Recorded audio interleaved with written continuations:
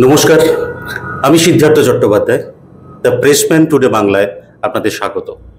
আজকে এমন একটা বিষয় নিয়ে আপনাদের সঙ্গে কথা বলতে এসেছি। অবশ্যই আমার সঙ্গে আমার একজন অতিথিও থাকবেন। সম্প্রতি পাঁশকুড়ার গোসাইবের বাজারে একটা মর্মান্তিক আত্মহত্যার ঘটনা ঘটে গেছে। আপনারা প্রত্যেকেই এই বিষয়ে অবগত আছেন। কেন আত্মহত্যা? একটি নির্মম সত্য কিনা আমি বলতে পারবো না, একটা অপবাদের ফলে একটা কিশোর, সপ্তম শ্রেণীর ছাত্র, সে আত্মহত্যা করলো। কেন? আজকে এই বিষয় নিয়েই আমরা কথা বলবো। আমার সঙ্গে উপস্থিত আছেন চাইল্ড কাউন্সিলর সায়ন বন্দ্যোপাধ্যায়। সায়ন, আমার প্রথম একটা প্রশ্ন অবশ্যই থাকবে যে একজন কিশোর কেন এত ছোট বয়সে অপবাদ সে ফিল করলো, তার জন্য একটা এরকম সিদ্ধান্ত সে নিল। আমরা যদি কিশোরের দিকে তাকাই, কিশোরের বয়সটা কিন্তু সেরকম নয়, একদমই নয়। এবং সে স্কুলে পড়াশোনা করে, এবং তাকে আমরা যদি তার দিকে যদি একটু এগোই, তাকে দেখা যাচ্ছে সে সাইকেল চালাচ্ছে, মানে একটা খেলাধুলার মধ্যেই রয়েছে। সাইক্লিং আমরা জানি যে একটা খেলাধুলার একটা পার্ট। যখন একটা আমাদের রিসাইক্লিং হয় বা আমাদের কোনো কিছু প্রসেস হয়, আমরা সেটা সাইক্লিং এর মাধ্যমে আমাদের এটা এক্সারসাইজ আমরা বডি করি। তো সে সাইক্লিং এর মাধ্যমে সে দোকানে গেছে, দোকানে গিয়ে দেখে দোকানদার নেই, দোকানের নিচে পড়ে আছে দুটো চিপসের প্যাকেট। এখন সেই চিপসের প্যাকেটটা সে তোলে এবং বাড়িতে নিয়ে আসে। বাড়িতে নিয়ে আসার আগে তাকে রাস্তাতে অপবাদ দিয়ে, চোর অপবাদ দিয়ে একদম, এবং সেখানে তাকে নির্মম হত্যা করা হয়, নির্মম ভাবে। সেখানে তার অনেক রাস্তাতে অনেক প্রচুর জন মানুষ ছিলেন, দাঁড়িয়েছিলেন, কেউ কিন্তু কোনো কথা বলেনি, একটা কথাও বলেনি। যখন কেউ কাউকে মারে বা কোনো কাউকে বকে, পাশের বাড়িতে আমরা জানি যখন আমাদের মা বাড়িতে বকে, ওপর থেকে দাদু ঠাকুমা বা পাশের বাড়ির কোনো কাকিমা বলে কিন্তু কেন মারছিস, ওকে মারিস না, ও কি দোষ করেছে বল, আমরা ওকে বোঝাচ্ছি। কিন্তু রাস্তার মধ্যে দাঁড়িয়ে কয়েকজন মানুষ ওই জিনিসটাকে উপভোগ করেছে, কেউ কিন্তু কোনো কথা বলেনি। আজকে এই না কথা বলার জন্য তাকে আজকে আমাদের এই জগৎ ছেড়ে চলে যেতে হলো এই বয়সে। তার তো অনেক আলোর বয়স ছিল, অনেক আলো দেখার বয়স ছিল। একদম, এই একটা জায়গা থেকে বয়সটা একটা ফ্যাক্টর, অবশ্যই সেই জায়গায় আসবো। এই বয়সে শিশুদের ওপর অপবাদ যেটা দেয়া হলো, সেটা সামাজিক লজ্জা, এটা কিভাবে শিশুদের মধ্যে গ্রো করে? আমরা তখন দেখে নিই সে তার বয়স কত, কারণ চাইল্ড কাউন্সেলিং তো তাকে 1-2 বছরে করা হবে না, তাকে 5 বছরের ঊর্ধ্বে তাকে চাইল্ড কাউন্সেলিং করা যেতে পারে। এবং সেখানে তার ঊর্ধ্বে, মানে 5 বছরের তার ঊর্ধ্বে তার বয়স, এবং তার কাউন্সেলিং হওয়ার একটা প্রসেস শুরু হয়ে গেছে, এবং তার যে ব্রেন ফাংশন করা সেটাও তার শুরু হয়ে গেছে।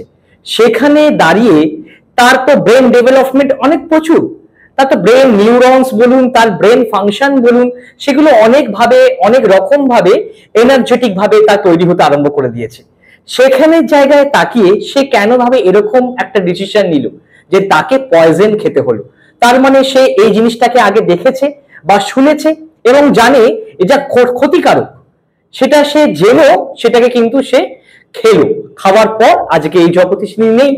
আজকে আমরা চাইবো না কৃষ্ণেন্দু দাসের মতন কোনো বাচ্চা আমাদের এই একটা কারণের জন্য আমাদেরকে ছেড়ে চলে যাক, কারণ এই বয়সটা আমাদের কিন্তু খুব ফ্যাক্টর। আমরা সব সময় চাই 5 বছরের ঊর্ধ্বে সেই বাচ্চাকে খেলাধুলা, তার পড়াশোনা এবং তার বাবা মার তরফ থেকে তাকে যেন সবসময় কাউন্সেলিং করানো হয়। ঠিক এই জায়গাটা থেকে আমি একটা জায়গায় আসতে চাইছি। কোনো অভিভাবক কি করে বুঝবে যে তার সন্তান অবশ্যই সে মানসিক চাপে রয়েছে বা সেই থেকে সে আত্মহত্যার যে ঝুঁকি সেটা পর্যন্ত নিতে পারে? প্রথমেই তো আমরা বলি যে বাড়ি যখন একটা ছেলে মানুষ বা ছেলে মেয়ে যখন মানুষ হয়, আস্তে আস্তে বড় হয়, তখন তো তার বাবা মা কোনোদিনই মনে করেন না যে প্রথমেই তাকে কাউন্সিলিং এর কাছে নিয়ে যাব। আস্তে আস্তে তারাই কাউন্সিলর হয়, বাড়িতে তারাই মা বাবা কিন্তু বড় কাউন্সিলর। একদম, একটা জায়গায় আমি আস্তে আস্তে একটু ইন্টারাপ্ট করছি। অবশ্যই। যে একটা জায়গায় লেখা ছিল, আমি যাচ্ছিলাম একটা জায়গা দিয়ে, সেখানে লিখেছিল যে মা অশিক্ষিত হলেও কিন্তু সব থেকে ভালো শিক্ষক হচ্ছেন মা। অবশ্যই একটা জায়গায় লিখেছেন। অবশ্যই। তো প্রথম কাউন্সিলর বলতে গেলে তো মাই। একদম, প্রথম কাউন্সিলর বলতে গেলে মা। আজকের এই শেয়ার পেয়ারিং এর এই জায়গায় দাঁড়িয়ে যখন আমরা শেয়ারিং জিনিসটা আমরা করতে পারি না, তখনই আমাদের ব্রেন ডেভেলপমেন্ট ফাংশনটা না আস্তে আস্তে ডিসলভড হয়ে যায়। মানে আমরা আস্তে আস্তে নেগেটিভ চিন্তা ভাবনা করতে আরম্ভ করে দিই। যে মা বাবা আমাদের বন্ধু, আমাদের জীবনের কাউন্সিলর, তারা যখন আমাদের বুঝতে চায় না বা বুঝতে পারে না, তখন এইসব কৃষ্ণেন্দু দাসের মতন এখনকার বাচ্চারা অনেক সময় এসব অ্যাটেম্প করছে বা বাজে নেগেটিভ ভাবনা চিন্তা ভাবনা করছে। তো এটা সব সময় আমাদের উচিত এই জায়গা থেকে বেরিয়ে আসা এবং মা বাবাকে ভালোভাবে কাউন্সিলিং করা। সেটা কি মাধ্যম হবে সেটা আমরা সব সময় এটাকে আমরা আজকে এখানে ডিসকাস। আমরা কাউন্সিলিং এর কথা বললাম, অবশ্যই সরাসরি তো কাউন্সিলিং এমন একটা বিষয়, এবং যে ঘটনাগুলো ঘটে একটু শহর কেন্দ্রে কিন্তু হয় না, একটু প্রান্তিক জায়গায় হয়। তো সেখানে কাউন্সিলরের সংখ্যাও কম। অবশ্যই। কিন্তু একটা জায়গা হচ্ছে যে কাউন্সিলর বলতে গেলে বাবা মাকে বোঝায়। অবশ্যই। তো এরকম কি এমন লক্ষণ সন্তানদের দেখলে বাবা মা বুঝতে পারবেন যে সেটা থেকে তার সাবধান হওয়া উচিত? লক্ষণগুলো কি কি? প্রথমেই আসি, আপনি বললেন যে কাউন্সিলিং বা কাউন্সিলর মা বাবা হতে হবে, কিন্তু আমরাও তো বড় হয়েছি, আমাদের দিদা দাদু পাশের বাড়ির রিলেটিভ তারাও কিন্তু আমাদের একটা গুড কাউন্সিলর হতে পারে এবং হয়েওছে একটা জীবনে। আমরা দেখেছি, আমরা যখন একা থাকতাম বাড়িতে, মা বাবা হয়তো আমাদের রেখে গেছেন, কিন্তু সন্ধ্যেবেলায় দাদু ঠাকুমার কাছে আমরা শিক্ষা গ্রহণ করছি, বা পাশের বাড়ি কেউ এসে আমাদের শিক্ষা কিছু দিচ্ছে, সেখান থেকে আমরা কিন্তু আমাদের নেগেটিভ জায়গাটাকে একদমই অনেকটাই কমিয়ে ফেলি। তো কারণ তখন তো মা বাবাকে পাই না। আর এখনকার জীবনে যেটা আমরা দেখছি, বাবা মা বা দাদু ঠাকুমা বা রিলেটিভ এই সংখ্যাটা একদম কমে যাচ্ছে, কারণ বাড়িতে আস্তে আস্তে জয়েন্ট ফ্যামিলির জায়গাটা আস্তে আস্তে কমে যাচ্ছে। সেখানে বাবা মা বা একটা সন্তান, সেখানে কাউন্সিলিংটা হবার সময়টা কোথায়? কেন বাবা মা সবসময় চাকরির ক্ষেত্রে বা কাজের ক্ষেত্রে তারা বেরিয়ে যাচ্ছে।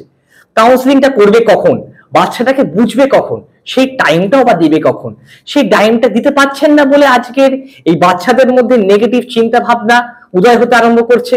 তখন এটা এমন স্টেজে চলে যাচ্ছে, তখন সেটা তাকে আত্মঘাত বা যেটাকে আমরা বলতে পারি আমাদের ভাষায়, সেই বাচ্চাটা নেগেটিভ চিন্তা ভাবনা করতে আরম্ভ করে দিচ্ছে।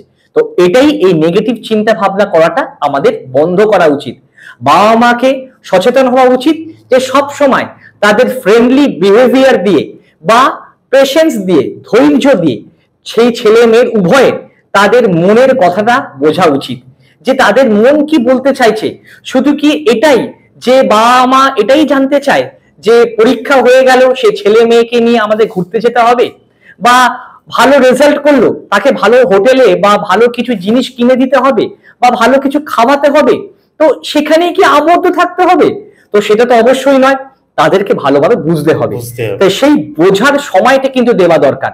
আমরা রেস্টুরেন্ট বা ঘুরতে গিয়ে হয়তো মন্দারমণি দীঘাপুরি যেতে পারছি, বা সিমলা কার্শিয়াং দার্জিলিং যেতে পারছি, কিন্তু ঘরের মধ্যে 1 ঘন্টা বসেও কিন্তু সেই ছেলে বা মেয়েটাকে বসে কিন্তু আমরা কোনো কথা তার সাথে বলছি না, সেই সময়টা তাকে দিচ্ছি না। তাই জন্য আজকে আমাদের নেগেটিভ সময় দেখতে হচ্ছে।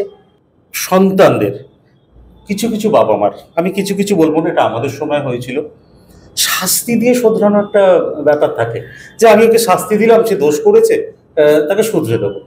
কিন্তু এখন তো যুগের পরিবর্তন হয়েছে, এই শাস্তি দিয়ে শোধরানোটা কি বাচ্চাদের উপর কতটা মানসিক চাপ তৈরি করে? প্রথম কথা যদি আসি, শাস্তি, শাস্তি বলতে গেলে তাকে আমরা কান ধরে উদ্বোস বলতে পারি, বা কোনো কিছু লিখিত করতে পারি, যে তুই 108 বার বা 100 বার সরি লিখে নে, সরি লিখলেই এই ঝামেলাটা মিটে যাবে।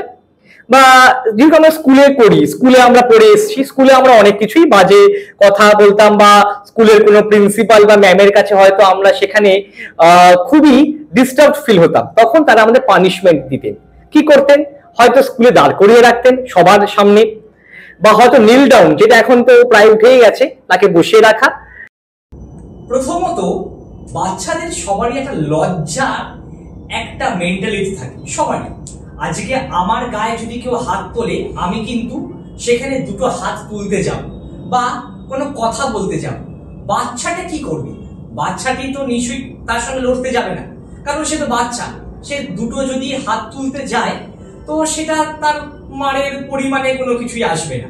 আর কথাতেও আসবে না, তখন সেটা তার নেগেটিভ মেন্টালিটিতে একটা উল্টো পাল্টা নেগেটিভ চিন্তা আরম্ভ হয়ে যায়। যে কি, যে আমাকে তো সবার সামনে এরকম ভাবে অপহরণ করা হলো, তার মানে আমি কালকে মুখ দেখাতে পারবো না। তো আমরা তখন এমন ভাবে নেগেটিভ জায়গায় চলে যাই, তখন আমাদের নেগেটিভ কাজকর্ম করতে হয় এবং বাবা মাও শাস্তি দেয় বাড়িতে বসে, তুই কেন এটা করলি। তখন আমরা বুঝতে পারি না যে বাবা মাও তো আমাদের একজন কাউন্সিলর বা গুড ফ্রেন্ড, তারাও তো আমাদের বুঝতে পারছে না। তো উভয় লোকই আমাদের বুঝতে পারছে না, না আমাদের স্কুলের ম্যাম বা প্রিন্সিপাল বা বাড়িতে এসে বাবা মা। তখন সেই বাচ্চাটা তখন তার বুঝতেই পারছে না যে পানিশমেন্টটা আমাকে উভয়ই দিচ্ছে, বাবা মাও বকছে, স্কুলেও আমাকে পানিশমেন্ট দিয়েছে, তাহলে আমাকে বুঝবেটা কি? এই বোঝার পরিমাণটা এখন আমাদের পার্সেন্টেজ হিসাবে কিন্তু কমে গেছে, কারণ আমাদের সবারই পেশেন্স লেভেলটা কমে গেছে, ধৈর্য একদমই কমে গেছে, আর আমরা এতই কাজে বিজি হয়ে গেছি, আমরা সেই টাইমটা দিচ্ছি না। তো time and patience R required for this treatment. একদম একদম। স্কুলের যখন শিক্ষক এবং ম্যামেদের কথা এলোই, একটা জায়গায় আমার মনে হয়েছে, স্কুলে কি ছাত্রছাত্রীদের মানসিক চিন্তা করানোর জন্য সেটা কোনো ব্যবস্থা নেওয়া উচিত বলে মনে হয়? এবার একটা সত্যি কথায় আসি, একদমই আজকে এটা খুবই বলা দরকার। স্কুল, আমরা বাচ্চারা যখন স্কুলে যায় বা আমরা যখন স্কুল লাইফ পেরিয়ে এসছি, আমরা জানি সকালবেলায় উঠবো, মা বাবা আমাদের ব্রেকফাস্ট করে দেবে বা খাইয়ে দেবে, তারপরে আমরা স্কুলে যাব। স্কুলে কিন্তু আমরা ওখানে friends, principal, teachers and school staff এতজন মেম্বার্সরা আছে। বাড়িতে তো এখন মেম্বার্স কমিয়ে গেছে, তো সেখানে সে জানে যে আমি পুরোটাই 100% আমি আমার পুরো লিডারশিপটা স্কুলে আমি দেখাতে পারবো, বা স্কুলে আমি সবকিছু গিয়ে করতে পারবো, কারণ স্কুলটা আমার কাছে সবকিছু। স্কুল যেমন আমাদের ফ্রিডম দিচ্ছে, স্কুল যেমন আমাদের স্টাডি গেইন করাচ্ছে, স্কুল তেমনি আমাদের কিছু কিছু জিনিস স্কুল আমাদের করাতেই হবে। সেটা আমরা স্কুল আমাদের প্রধানত কি করায়, প্রথমে প্রেয়ার করায়। আমরা প্রথমেই গিয়ে স্কুলে ব্যাগ রেখে আমরা প্রার্থনা জায়গায় গিয়ে অবগত হয়ে আমরা প্রেয়ার করি। ওই আধ ঘন্টা, 15-20 মিনিট, আধ ঘন্টার একটা প্রেয়ার হয়। তা প্রেয়ারে তো আমরা কি ভাবনা চিন্তা করি সেটা তো নিশ্চয়ই আমাদের প্রিন্সিপাল বা ম্যাম কেউ জানে না। আমরা মানবিক রূপে একটা হাত জড়ো করে আমরা কিছু কি করি, উইশ আদৌ করি না স্কুল লাইফ ভালো করে কাটবে, না আমরা ভালো করে পড়াশোনায় মনোযোগী দেব, সেটা আমরা কে কিভাবে মনে করি সেটা আমরা কেউ জানি না। কিন্তু স্কুলের একটা সিম্বলিক প্রিন্সিপাল আছে যে প্রথমেই সবাইকে প্রেয়ার হলে আসতে হবে। তো প্রেয়ার হলে ডিসিপ্লিন, তো প্রেয়ার হল আফটার কমপ্লিট হওয়ার পর আমরা যাই কোথায়, না স্টাডি সেন্টার বা আমরা ক্লাসরুম। সেখানে পিরিয়ড ওয়াইজ আমাদের ক্লাস হয়, এন্ড মাঝখানে একটা টিফিন ব্রেক হয়, আবার ক্লাস হয়, তারপরে আমরা বাড়ি চলে আসি। তো স্কুলের এই টাইমটাতে নিশ্চয়ই একটা ক্লাস দেওয়া দরকার, যেখানে স্কুলের টিচাররা সেই সব স্টুডেন্টদের কাছ থেকে তাদের ব্যাপারটা বা জ্ঞান তাদের কতটা তৈরি হচ্ছে সেখান থেকে একটা স্টাডি নিতে পারে। কিন্তু এখন পড়াশোনার চাপ হিসাবে আমরা সেই টাইমটা পাই না।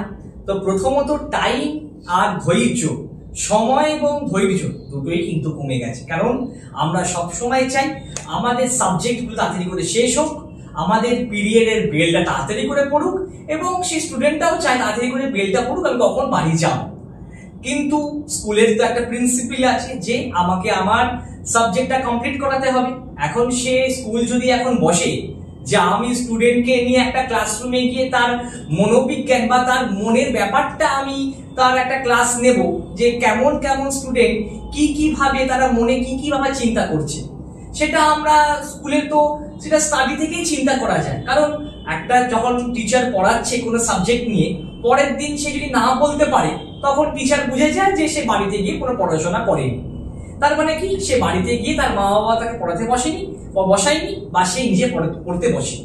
তাই এখানেই সাবজেক্টটা শেষ হয়ে যাচ্ছে, এটাকে নিয়ে কেউ এগোচ্ছে না। এবং বাড়ির যারা গার্জেন তারা সবসময় কমপ্লেন করছে, আমার ছেলে তো পড়াশোনা করে না, আমার ছেলে অবগত হচ্ছে না, আমাদের কোনো কথা শুনছে না। টিচার বা ম্যাম আপনারা দেখুন, যে তারা প্রাইভেট টিউটরের কাছে যাচ্ছে, তারা প্রিন্সিপালের কাছে যাচ্ছে, যে আপনাদের স্কুলের এই স্টুডেন্ট কিন্তু বাড়িতে গিয়ে করে পড়াশোনা করছে। একটা জিনিস এরপরও দেখা যাচ্ছে, যদিও এখন সবার nuclear family, maximum nuclear family, বাচ্চাদেরকে দেখছি তাদের অভিভাবকরাই একটা প্রবণতা যে ঠিক আছে খাচ্ছে না, চলো হাতে মোবাইল গেম। এই যে মোবাইলের প্রতি বাচ্চাদের একটা অ্যাডিকশন বাড়ছে, এটা কি তারা কি দেখছে ওই জায়গাটা? কেউ কার্টুন দেখছে, ওপেনলি অন, সবকিছু ওপেন, তো সেই জায়গা থেকে কতটা ক্ষতি করছে এই শিশুদের? প্রথমত বলতে পারি আজকে এই টেলিকাস্ট দেখার পর হয়তো বাবা মারা ডিসিশন নেবে যে কাল থেকে মোবাইল রাখবো না, হয়তো 2-3 দিন পর হয়তো মোবাইলটাকে সরিয়ে দেবে, সেটা কাঙ্ক্ষিত। কিন্তু মোবাইলটা সত্যি একটা নেগেটিভ জায়গা ক্রিয়েট করছে, সেটা কিন্তু সবাইকে অবগত হওয়া উচিত। আমাদের স্কুলে একটা প্রজেক্ট শুরু করা দরকার, যেখান থেকে স্টুডেন্টদের কাছে বার্তা দেওয়া উচিত, তাদের বাবা মার কাছেও, যে মোবাইলটা নেগেটিভের জায়গা। আজকে হয়তো আমার এই টেলিকাস্ট দেখার পর হয়তো অনেক বাবা মাই চিন্তা করবে যে হ্যাঁ মোবাইলটা রাখবোই না, ওই রাখবো না চিন্তাটাই করছে, কিন্তু পুরোপুরি রাখতে হবে না এটা কিন্তু চিন্তা করছে না। যদি রাখবে না বা দেবে না, সেটা কিন্তু তাদের পক্ষে খুব কাঙ্ক্ষিত না দেওয়াটাই একদমই। এবং কারণ হচ্ছে কি, একটা আপনি এখন দেখবেন প্রত্যেকটা বাড়িতে যখন একটি বাচ্চা স্কুলে যাবে বা তার আগে যখন সে খেতে বসবে, তার টেবিলে কিন্তু কোনো পড়ার বই কিন্তু নেই, রাখা আছে একটা মোবাইল।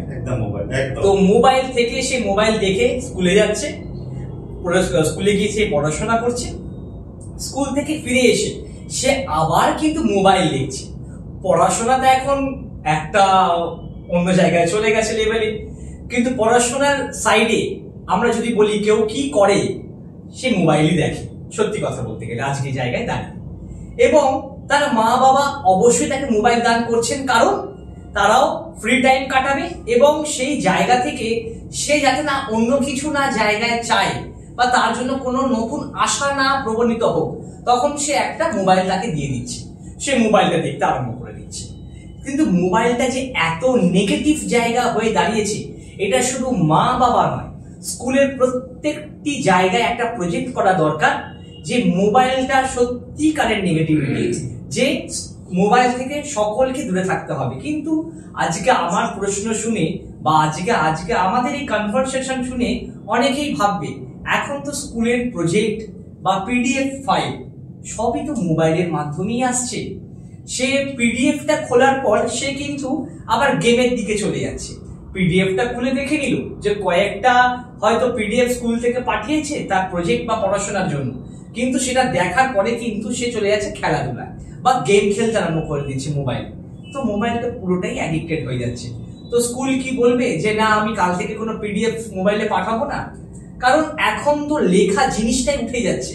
আগেকার সময় বা আমরাও যেটা দেখেছি, স্কুলে আমাদের কোনো হোমওয়ার্ক আমরা ডায়েরিতে লিখে আনতাম, ডায়েরি থেকে আমরা তুলতাম আমাদের ক্লাস ওয়ার্ক কোনো খাতাতে, সেখান থেকে হোমওয়ার্ক খাতা বা আমাদের ক্লাস কোনো খাতার মধ্যে লিখে আমরা স্কুলে সেগুলো রিপ্রেজেন্ট করতাম। এখন একটা জিনিস বলা হয় লেখাপড়া করছে না। তো সেই লেখাপড়াটা কিন্তু একদম তলার দিকে চলে গেছে। তো সেই লেখাটা প্রবণতা কিন্তু খুব করা দরকার। আমরা ছোটবেলায় শিখতাম বা দেখেছি হ্যান্ড রাইটিং। প্রথমে স্কুলের একটা গন্ডির পরে সবাইকে হ্যান্ড রাইটিং শেখাতো, একটা খাতার মধ্যে সে লিখেই যেত, শুধু লিখে তার নাম, তার বাবার নাম, মায়ের নাম। এখন তো সে সেখানে শুধু গেম ঠিকই দেখছে মোবাইলে, সেইগুলো সে লিখছে, কিন্তু কোনো ক্রিয়েটিভিটি জিনিসে কিন্তু কোনো লেখা তার কোনো খাতা বইতে পাওয়া যাচ্ছে না। একটা জিনিস বোঝা গেল যে অ্যাটলিস্ট মোবাইল একটা বাচ্চার কাছে ক্ষতির সমান। অবশ্যই এটা আমি প্রত্যেকটা অভিভাবকদের কাছেই বলতে চাইবো, আপনার বাচ্চাকে অ্যাটলিস্ট মোবাইল থেকে দূরে রাখুন। স্যার একটা জায়গায় আমি একদম অনুষ্ঠানের শেষের দিকে প্রায় এই যে ঘটনাগুলো ঘটছে, একটা শিশু আত্মহননের পথ বেছে নিচ্ছে, শুধু তার কি দায়িত্ব থাকবে? কিন্তু এরপরও দায়িত্ব বর্তায় প্রশাসন এবং সমাজ, কারণ আমরা দুটোর ব্যালেন্সেই চলি। কি মনে হয় এদের কি করণীয় থাকে প্রশাসন এবং আমাদের সমাজ? যখন প্রশাসনের ভাষাটাই উঠলো, আমরা জানি জীবনে যতই ক্রাইম হোক না কেন তাকে আমরা কোনো জায়গায় নিয়ে যাই, সেখানে আমরা তাকে বলি সংশোধনাগার, সেখানে আমরা তাকে ওখান থেকে অনেকটাই তাকে আমরা পানিশমেন্ট হোক বা কোনো কাজের মাধ্যমে হোক তাকে আমরা ভিজুয়ালাইজ করি। যে ভিজুয়ালাইজ করার পর তাকে আমরা দেখি সে কতটা ওখান থেকে তাকে সে নিজেকে পজিটিভ জায়গায় তাকে তুলে ধরছে, নিজেকে সেই জায়গাটা আমরা কিন্তু দিই। কারণ রাস্তাঘাটে যাই হোক না কেন কিছু করলে আমরা পুলিশকে ডাকি, পুলিশ তাকে নিয়ে যায়, তাকে একটা জায়গায় নিয়ে গিয়ে তাকে জিজ্ঞাসাবাদ করা হয় এবং তারপর তাকে কোনো পানিশমেন্ট বা কিছু বলার একটা প্রতিক্রিয়া আমরা তখন দেখাই। কিন্তু এখানের যে অবস্থায় আমরা দাঁড়িয়েছি আজকে, যাকে নিয়ে আমরা কথায় প্রসঙ্গে আজকে এসছি, সেটা বয়সের কোনো নির্ভর হোক না কেন, সেটা 5 বছরের ঊর্ধ্বেই হোক না কেন, তাকে কিন্তু আগে পেশেন্সলি মানে ধৈর্য দিয়ে তাকে কিন্তু বোঝা দরকার। সেই জায়গাটা কিন্তু সব অবশ্যই শুধু বাড়ির কেউ নয়, পাড়ার যারা আছেন, যারা দাঁড়িয়ে দাঁড়িয়ে মজা দেখেন, যারা দাঁড়িয়ে দাঁড়িয়ে সময়টা কেমন ভাবে বদমাইশি করে সে আরো বদমাইশির দিকে চলে যায়, সেই জায়গাটা তাকে দেয়। সেই জায়গাটা তাকে না দিয়ে তাকে কিছু বুঝিয়ে তাকে সেই সময়টা দিয়ে তাকে কিন্তু ভালো জায়গায় আনা যায়। তাকে কিন্তু প্রথমেই কোনো নেগেটিভ জায়গায় বা তাকে এমনই চিন্তা করতে হবে যে আমাকে এই জগৎ থেকে চলে যেতে হবে, এটা কিন্তু একদমই এই তার চিন্তার মধ্যে আনাবেন না।